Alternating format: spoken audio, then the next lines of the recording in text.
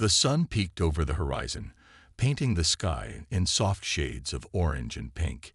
It was a quiet morning in Montgomery, Alabama, where life moved at its usual unhurried pace. The streets were alive with the sounds of chirping birds, rustling leaves, and the distant hum of engines. Among the early risers was Rosa, a slender woman with a calm demeanor and eyes that carried both wisdom and wariness. She had spent the night sewing garments for a local shop, her fingers sore from hours of work. Now she was heading home, hoping to rest before starting another long day. Rosa stepped onto the city bus, her shoes clicking softly against the metal steps. The air inside was warm, filled with the mingling scents of leather seats and exhaust fumes. She scanned the rows, looking for a place to sit. Most of the front seats, the ones reserved for white passengers, were already taken, but there was an empty spot just behind the dividing line. Without hesitation, Rosa slid into the seat, setting her purse gently on her lap. Around her, other black passengers sat quietly, avoiding eye contact with the driver or anyone who might challenge their presence. The bus driver, Harold, was a burly man with a permanent scowl etched onto his face. He was known for being strict, often barking orders at passengers and showing little patience for anyone who didn't follow the rules. As the bus rumbled through the streets, more people climbed aboard. Each stop brought new faces, young mothers clutching their children's hands, elderly men leaning on canes, and workers carrying lunch pails. The vehicle grew crowded, and the atmosphere shifted subtly. Tension hung in the air like a storm waiting to break. Harold glanced in the rearview mirror, his sharp eyes scanning the rows. When he noticed that all the seats in the whites-only section were occupied, his jaw tightened. His gaze lingered on Rosa, who sat calmly, staring out the window. Her posture was relaxed, almost serene, as if she hadn't noticed the growing unease around her. But deep down, Rosa was aware of everything. The murmurs of discomfort, the nervous glances exchanged between passengers, and the weight of Harold's stare. Still, she remained still, her mind drifting to thoughts of home and the simple pleasure of sitting down after a long night's work. As the bus approached another stop, a well-dressed white man stepped aboard. His arrival seemed to freeze time. Everyone turned to look at him, sensing what would come next.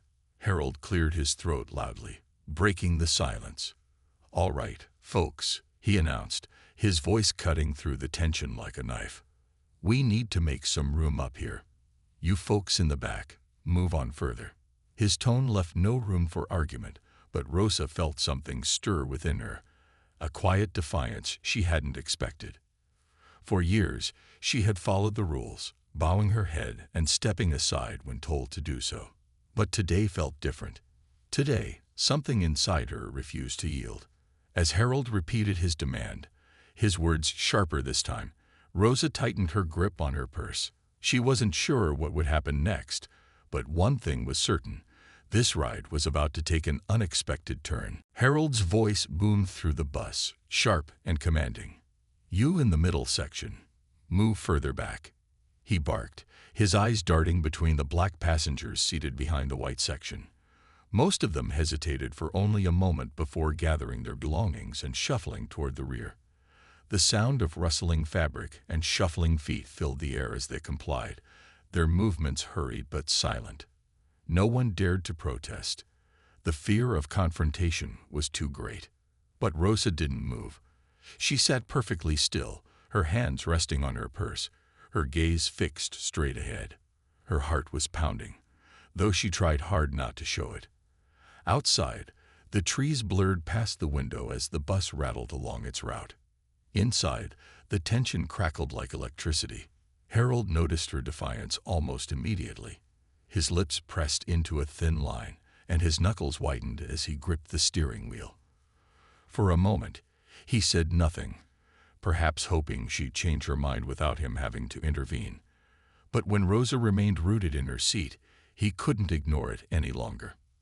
"Ma'am," Harold called out, his tone icy but controlled. "I need you to move to the back of the bus." He turned slightly in his seat, his eyes locking onto hers. Passengers glanced nervously between the two, unsure of what would happen next. Some shifted uncomfortably in their seats, while others stared down at their laps, avoiding eye contact altogether. The atmosphere grew heavier with each passing second, like clouds thickening before a storm. Rosa took a slow, deep breath.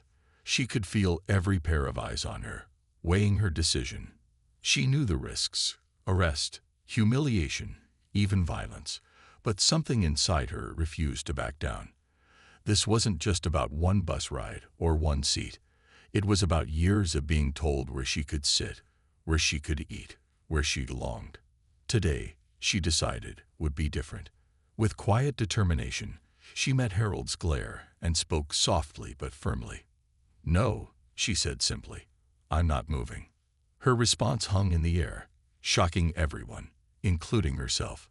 Even Harold seemed momentarily stunned by her audacity.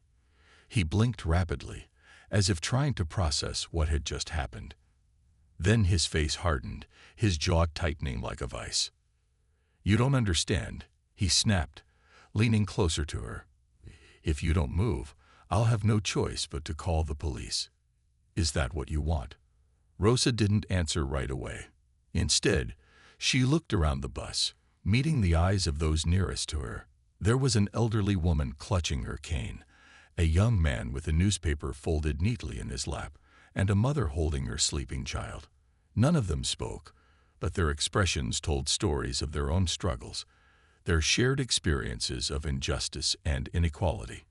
In that moment, Rosa realized she wasn't fighting just for herself. She was standing up for all of them, for every person who had been pushed aside or silenced. Finally, she turned back to Harold and repeated her earlier statement, her voice steady despite the tremor in her chest. "I'm not moving." Her words were soft, almost gentle, but they carried a weight that silenced the entire bus. Harold stared at her, disbelief etched across his face. For a brief moment, it felt as though time itself had stopped. Then, without another word, Harold slammed the brakes, causing the bus to lurch violently. Passengers gasped and grabbed hold of the seats to steady themselves. Harold stormed to the front door, yanking it open and stepping outside. As he disappeared from view, muttering under his breath, the bus fell eerily quiet. No one dared to speak, but whispers began to ripple through the crowd. What would happen now? Would the police really come? And if they did, how far was Rosa willing to go? Though fear lingered in the air, there was also a flicker of something else, a spark of admiration, perhaps, or maybe even hope. Whatever came next, Rosa knew she had made her choice, and she was ready to face the consequences. The silence inside the bus was deafening. Passengers exchanged nervous glances, unsure of what would happen next. Some fidgeted in their seats, while others stared blankly ahead, pretending not to notice the tension crackling in the air. Rosa sat perfectly still, her hands clasped tightly around her purse. Her breathing was steady, though her mind raced with thoughts of what might come. She could feel the weight of everyone's eyes on her, but she kept her gaze fixed forward, refusing to show any sign of fear. Outside, Harold paced back and forth beside the bus, his face flushed with anger. He muttered under his breath, shaking his head as if struggling to comprehend how a single woman had dared to defy him. To Harold, this wasn't just about seating arrangements. It was about authority, control, and the way things were supposed to be. In his mind, Rosa's refusal wasn't simply an act of disobedience. It was a direct challenge to the order he believed in so fiercely. And that made it personal. After a few moments, Harold stormed back onto the bus, slamming the door behind him with enough force to make the windows rattle. His boots thudded heavily against the floor as he marched down the aisle, stopping directly beside Rosa's seat. "I gave you a chance," he growled, leaning down until his face was inches from hers. "Don't make me call the police." Rosa didn't flinch. She looked up at him calmly, meeting his fiery glare with a quiet strength that seemed to unnerve him even more. "You can call them," she replied softly, her voice unwavering. "But I'm not moving." Her words hung in the air like a challenge, daring him to follow through on his threat. For a moment, Harold stood frozen, his chest rising and falling rapidly as he struggled to contain his frustration. Then, with a sharp exhale, he straightened up and turned toward the other passengers. "Fine," he spat, his tone laced with venom. "If you won't listen, then you'll have to deal with the consequences." Without another word, he stomped back to the front of the bus and yanked the emergency brake again, bringing the vehicle to an abrupt halt. The sudden jolt sent a ripple of panic through the passengers, who grabbed onto whatever they could to steady themselves. Children whimpered, and nervous whispers filled the cabin as Harold climbed out once more, slamming the door shut behind him. As he disappeared into the distance, heading toward the nearest payphone to summon the authorities, the bus fell eerily silent again. No one spoke, but the atmosphere buzzed with anticipation. A young girl seated near Rosa glanced at her curiously, her wide eyes filled with both admiration and worry. An older man in the back row nodded almost imperceptibly, as if silently applauding her courage. Even those who avoided eye contact couldn't help but steal quick looks in her direction, wondering how far she was willing to take this stand. Rosa, meanwhile, sat quietly, her thoughts swirling. She knew the risks: arrest, fines, public humiliation, but none of that mattered now. What mattered was proving that she, and others like her, deserved the same dignity and respect as anyone else. As the minutes ticked by, the distant sound of sirens began to grow louder, signaling the arrival of the police. Passengers shifted uneasily, some bracing themselves for what might happen next, while others prepared to disembark before things escalated further. When the officers finally arrived, their heavy footsteps echoed ominously as they approached the bus. Through the window, Rosa caught sight of their uniforms and felt a pang of apprehension, but she quickly pushed it aside, reminding herself why she was doing this. This wasn't just about one seat or one bus ride. It was about standing up for justice, no matter the cost. As the doors creaked open and the officers stepped inside, all eyes turned to Rosa, waiting to see how she would respond. With a deep breath, she rose slowly to her feet, her chin held high. Whatever came next, she was ready. The two officers stepped onto the bus, their boots thudding heavily against the metal floor. The sound echoed through the cabin, breaking the tense silence that had settled over the passengers. Everyone turned to look at them, their faces a mix of curiosity and unease. Rosa stood calmly in the aisle, her hands still clutching her purse, her expression unreadable. She didn't resist as one of the officers approached her, his hand resting casually on the baton at his side. "Ma'am," the officer said gruffly, his voice carrying an edge of impatience, "you need to come with us." He didn't explain why or offer any details. There was no need. Everyone on the bus already knew what this was about. Harold, the bus driver, lingered near the front, arms crossed, watching the scene unfold with a smug satisfaction. To him, this was proof that his authority had been restored, that order would prevail. But Rosa wasn't thinking about Harold anymore. Her focus was on staying calm, on not letting fear take hold. Without a word, she nodded and followed the officers off the bus. As she descended the steps, she felt the weight of dozens of eyes on her, some sympathetic, others judgmental. A few passengers whispered quietly among themselves, while others simply stared, unsure of what to say or do. Outside, the air was cool, carrying the faint scent of damp leaves from the nearby trees. The officers led her to their patrol car, its red and blue lights casting an eerie glow across the street. Passers-by slowed down to watch, some pausing entirely to see what was happening. Rosa climbed into the back seat of the vehicle, the door closing with a heavy thud behind her. Through the window, she could see the bus pulling away, continuing its route without her. For a moment, she allowed herself to feel the sting of it all, the indignity of being treated like a criminal for simply sitting in a seat. But then she reminded herself why she had done it. This wasn't just about one ride home. It was about standing up for something bigger than herself. If enduring this ordeal could help bring attention to the injustices faced by so many, then it would be worth it. At the station, Rosa was booked quietly and efficiently. The process felt almost mechanical, as though they had done this countless times before. They took her fingerprints, snapped a mugshot, and handed her a slip of paper detailing her charges. When asked if she had anything to say, Rosa shook her head. She didn't trust herself to speak. Not yet. Instead, she focused on breathing deeply, trying to steady her nerves as the reality of her situation began to sink in. News of her arrest spread quickly. By the time she was released on bail later that evening, friends, family, and even strangers had heard about her act of defiance. Some praised her courage, calling her brave and inspiring. Others warned her to be careful, reminding her of the dangers that came with challenging the system. That night, as Rosa sat alone in her small apartment, she replayed the day's events in her mind. She thought about the officers' stern faces, Harold's scowl, and the way the other passengers had looked at her, some with admiration, others with pity.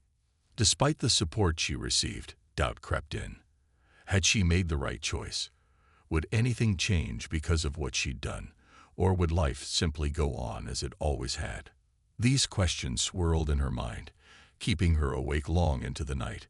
Yet even amid the uncertainty, one thing was clear. Rosa had taken a stand, and there was no turning back now. Whatever happened next, she knew she had sparked something, a ripple in the water that might grow into waves. And for the first time in a long while, she felt a flicker of hope. Word of Rosa's arrest spread like wildfire through the community, igniting conversations in homes, churches, and local businesses. By morning, it seemed as though everyone had heard about the quiet seamstress who refused to give up her seat on the bus. At first, reactions were mixed. Some people were inspired by her courage, while others worried that her actions might lead to trouble for the entire community. But one thing was certain.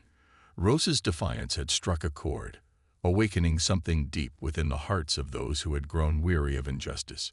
That evening, a group of civil rights leaders gathered at a small church on the edge of town.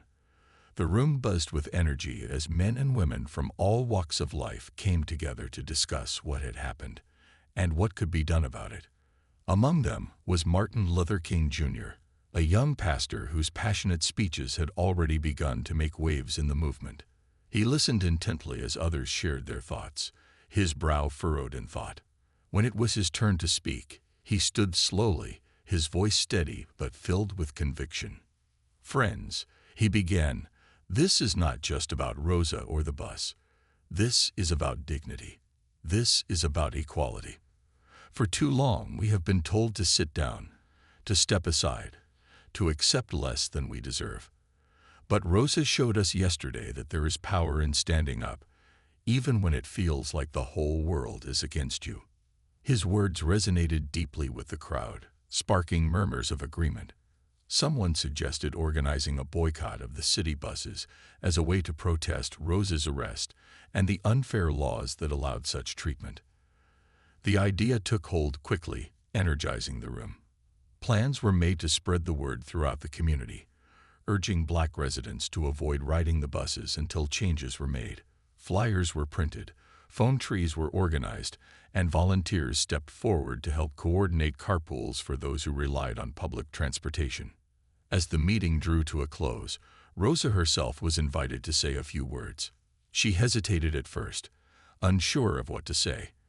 But when she finally rose to her feet, the room fell silent, every eye fixed on her. "I didn't plan to do this," she admitted softly, her voice trembling slightly. "But I couldn't keep sitting by and letting things stay the way they are. If we don't stand up now, when will we? If not us, then who?" Her honesty moved many in the room to tears. It wasn't just her bravery that inspired them. It was her humility, her willingness to put herself on the line for something greater than herself. As people filed out of the church that night, there was a renewed sense of purpose in the air. Conversations buzzed with excitement and determination. Parents talked to their children about the boycott, explaining why it mattered. Friends called one another, vowing to walk or carpool rather than ride the bus.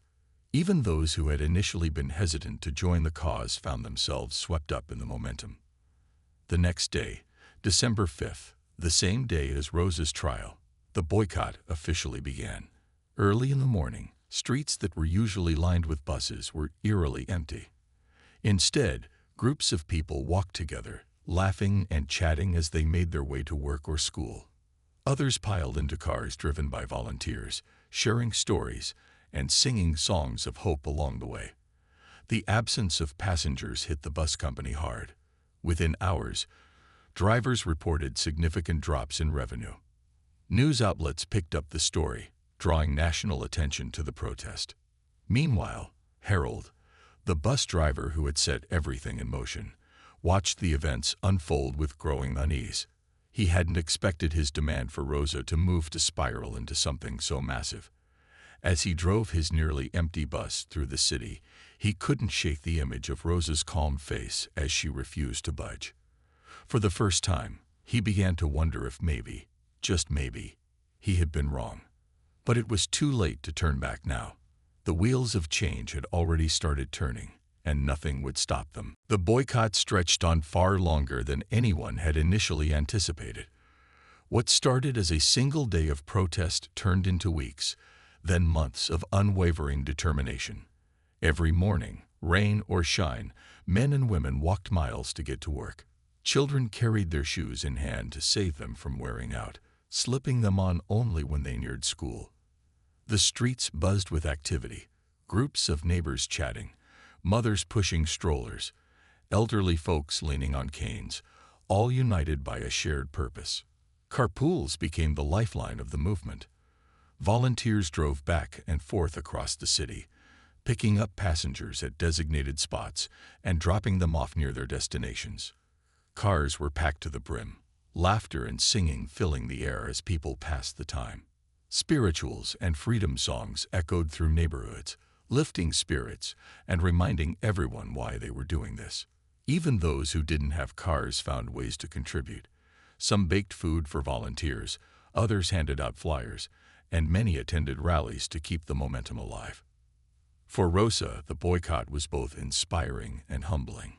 She attended meetings, spoke at rallies, and encouraged people to stay strong despite the challenges. But she also faced backlash. Hate mail arrived at her doorstep, filled with cruel words meant to intimidate her. Strangers glared at her in public, and some even whispered insults under their breath. Yet Rosa refused to let fear control her. She reminded herself that every step taken during the boycott was a step toward justice, and that gave her strength. The bus company, meanwhile, struggled to survive. With so few passengers riding, revenue plummeted. Drivers complained about working long hours for little pay, while mechanics idled in empty garages, unsure if repairs would ever be needed again. City officials scrambled to find solutions, proposing compromises like hiring black drivers or allowing integrated seating. But none of these gestures went far enough. The boycotters weren't fighting for minor changes. They wanted full equality, and nothing less would satisfy them. Harold, the bus driver, felt the strain more than most. His route, once bustling with passengers, now sat eerily quiet. He tried to ignore the emptiness, focusing instead on the road ahead. But it was hard not to think about Rosa and how one moment, one simple refusal, had spiraled into something so monumental. At night, he lay awake, replaying the scene in his mind. Had he done the right thing? Could he have handled it differently? These questions gnawed at him, leaving him restless and uneasy. As the weeks turned into months, the boycott gained national attention. Reporters flocked to Montgomery, eager to document the historic event. Photographs of crowded sidewalks and makeshift carpools appeared in newspapers across the country, drawing support from all corners of America. Civil rights leaders traveled to the city to lend their voices to the cause, standing shoulder to shoulder with local activists. Lawyers worked tirelessly behind the scenes, filing lawsuits challenging the legality of segregation on public transportation. On December 20th, over a year after Rosa's arrest, the Supreme Court finally issued its ruling. Segregation on buses was unconstitutional. The news spread like wildfire, sparking celebrations throughout the community. People poured into the streets, hugging strangers, cheering, and crying tears of joy. That evening, Rosa climbed aboard a desegregated bus, taking a seat near the front. For the first time in her life, she rode without fear of being told to move. As the bus rolled forward, she looked out the window, watching the world pass by. It wasn't perfect, it never would be, but it was a start. And sometimes, Rosa realized, that was enough. The victory was sweet, but it didn't come without scars. Rosa's life had changed forever after that fateful day on the bus. She became a symbol of courage and resistance, her name whispered with admiration in homes across the country. Yet fame brought challenges she hadn't anticipated. Strangers stopped her on the street to thank her, reporters hounded her for interviews, and invitations to speak at events poured in from all over. While she appreciated the support, the constant attention weighed heavily on her. She missed the quiet simplicity of her old life, the days when she could sew in peace or take a walk without being recognized. Despite the hardships, Rosa never regretted her decision. When asked about it during rare interviews, she spoke softly but firmly. "I did what I thought was right," she'd say, her voice carrying the same calm determination that had defined her protest. It wasn't easy, but sometimes doing what's right isn't supposed to be easy. Her words resonated deeply with people, not just because of their honesty, but because they came from someone who had lived them. She didn't see herself as a hero. She was simply a woman who had reached her breaking point and decided enough was enough. For Harold, the bus driver, the ruling brought a mix of emotions he struggled to process. On one hand, he felt relief that the boycott was finally over. The empty buses and hostile stares had taken a toll on him, both professionally and personally. But on the other hand, guilt gnawed at him. He replayed the events in his mind over and over, wondering if there had been another way to handle things. Could he have shown compassion instead of anger? Could he have chosen understanding over enforcement? These questions haunted him, forcing him to confront uncomfortable truths about himself and the world he lived in. As the months passed, Harold began to notice subtle changes around him. Passengers of all races sat together on buses, chatting casually as if nothing unusual had ever happened. Children laughed and played without noticing or caring about the color of each other's skin. At first, Harold found these scenes jarring, unfamiliar. But slowly, reluctantly, he started to see beauty in them. They reminded him of something he'd forgotten long ago: humanity's ability to adapt, to grow, to heal. Rosa continued to play an active role in the civil rights movement, though she preferred working quietly behind the scenes. She attended meetings, mentored young activists, and used her story to inspire others to stand up for justice. She often said that her act of defiance wasn't just about buses. It was about dignity, equality, and the belief that everyone deserved to be treated with respect. Her humility only added to her legacy, proving that true strength lies not in seeking glory, but in standing firm for what is right.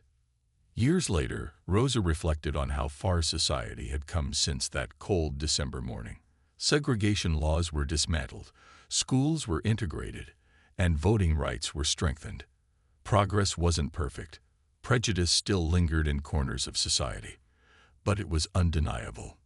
Rosa knew the fight wasn't over, but she also knew the boycott had planted seeds of change that would continue to grow for generations. One evening, while sitting on her porch watching the sunset, Rosa allowed herself a rare moment of pride.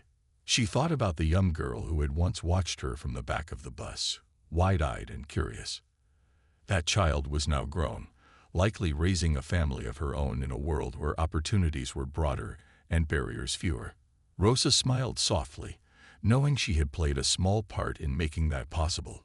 It wasn't about recognition or praise. It was about leaving the world a little better than she'd found it. And in that moment, surrounded by the sounds of laughter and birdsong, Rosa felt at peace. Years rolled by, and the world kept changing. Rosa's quiet act of defiance became a cornerstone of history, taught in schools and celebrated in books and documentaries. Her name was spoken alongside giants of the civil rights movement, yet she remained humble, always deflecting praise onto others who had stood with her. She often said, "I didn't do this alone. It was the people, the ones who walked miles to work, who gave rides to strangers, who prayed for strength, that made it possible." Harold, now an older man with graying hair, found himself reflecting on his role in that pivotal moment more often as time went on. He had retired from driving buses years earlier, but memories of Rosa and the boycott lingered.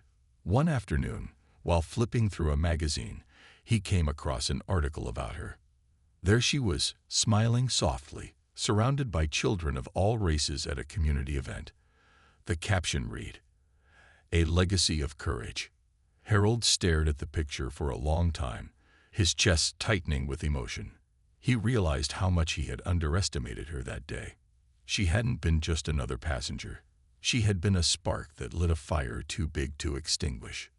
One crisp autumn morning, Harold decided to visit the local museum, where an exhibit on the Montgomery bus boycott was being held.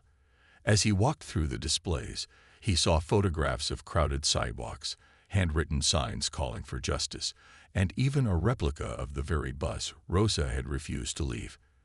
At the center of the exhibit was a quote from her, "We must stand up for what is right, no matter how hard it seems." Harold felt a lump rise in his throat. For so long, he had seen himself as merely following orders, enforcing rules set by others. Now, standing there amid artifacts of courage and resilience, he understood the weight of his actions and the power of choice. Meanwhile, Rosa continued to live her life with grace and purpose. Though she faced hardships, including health challenges and financial struggles, her spirit never wavered. She spent her later years mentoring young activists, sharing stories of hope and perseverance. One day, while riding a bus filled with laughing children returning from school, she overheard two girls talking. "Did you know someone stood up against unfair laws right here?" One asked excitedly. "Yeah," the other replied. "And because of her, we can sit wherever we want." Rosa smiled to herself, feeling a deep sense of fulfillment. This was why she had done it, not for recognition, but for moments like these, where equality felt natural and unremarkable. Decades after the boycott, a statue of Rosa was unveiled in the town square. Hundreds gathered for the ceremony, including families, students, and leaders from across the nation. As the crowd applauded, a young boy tugged at his mother's sleeve and asked, "Why does everyone call her brave?" His mother knelt down, placing a hand on his shoulder. "Because she chose to stand up when most people stayed silent. And because of her, our world is better today." The story closes with Rosa sitting on a bench near the statue, watching as pigeons fluttered around its base. Children played nearby, their laughter filling the air. An elderly man approached her hesitantly. It was Harold. After years of wrestling with guilt, he had finally worked up the courage to meet her. I wanted to say thank you," he said quietly, his voice trembling, "for making me see things differently." Rosa looked up at him, her eyes warm and forgiving. "It wasn't about blame," she replied gently. "It was about change. We all have the power to choose kindness, even when it's hard." Harold nodded, tears welling in his eyes. As he walked away, Rosa turned back to watch the children playing. In their smiles and boundless energy, she saw the future, a future shaped by courage, compassion, and the belief that every person deserves dignity. And in that moment, Rosa knew her fight had been worth it.